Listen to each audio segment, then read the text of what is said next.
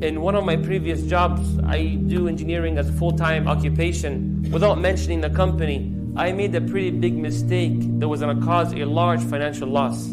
I was stressed out, nervous, and anxious. I was instructed to go meet a specific person who might be able to solve the issue. On my way to him, someone stops me and asks, Majid, where are you going? I told him I'm going to meet so-and-so, as you might have heard of the problem that I caused.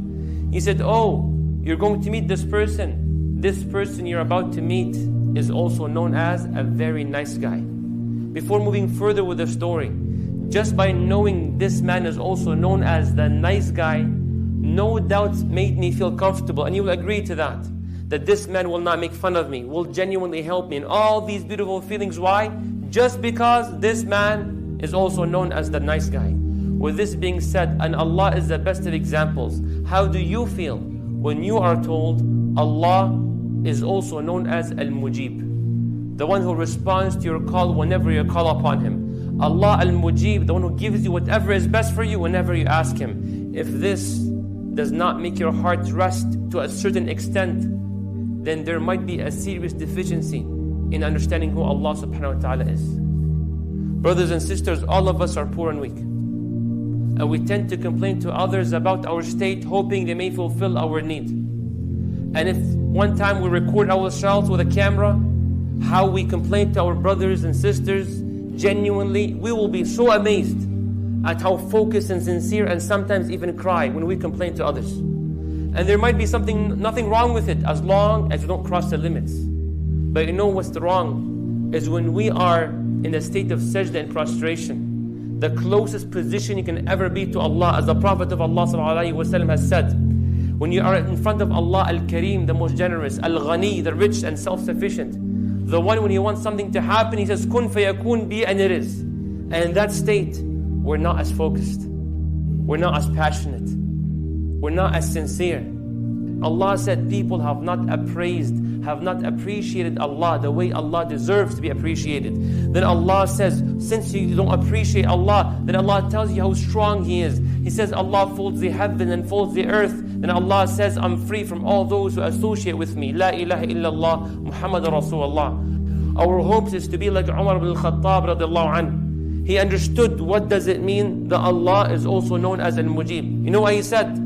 He said, I'm not worried whether Allah will respond to my dua or not. I'm not worried because I know for a fact if I asked Allah for something, Allah will give it to me.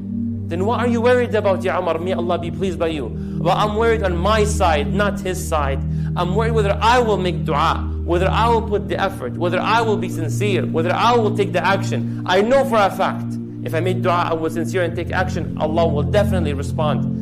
Look at Ali bin Abi Talib radiallahu anh. He understood what does it mean that Allah is also known as Ar-Rahman. He said when Yawm al-Qiyamah comes, and let's say Allah gives me the option for Him to judge me or for my parents to judge me, I would choose Allah over my parents. And anybody here who has a child appreciates this example. Why? Because I know Allah has more mercy towards me than my parents. Allahu Akbar. May Allah allow us to understand His mercy. Ameen Rabbil Alameen. With this being said, brothers and sisters, we have to understand the concept of dua, not just from the etiquettes that you should fulfill, which is wonderful. Facing the Qibla. Raise your hands like this in times of desperation. Have wudu, wonderful. Begin with praising Allah. Begin with a salah and salam upon Rasulullah, wonderful. But what we need to know is, whom are you asking from? We have to put the effort, we have to educate ourselves, remind ourselves, who is it that I'm asking from? For wallahi, when you do so, everything in your life, literally speaking, will change.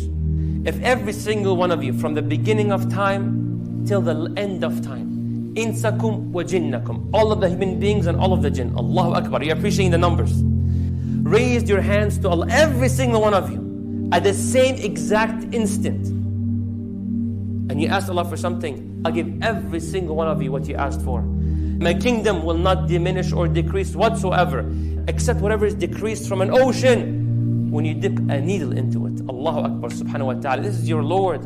What's amazing is not only how Allah as-Sami', the all-hearing, was able to know who asked and who spoke. It's not just Allah al-Alim that knows what you asked for and what's internal and what's external. How Allah Al-Basir saw the requester. But what's also amazing is how Allah Al-Mujib responded to every request. This is the one whom you worship.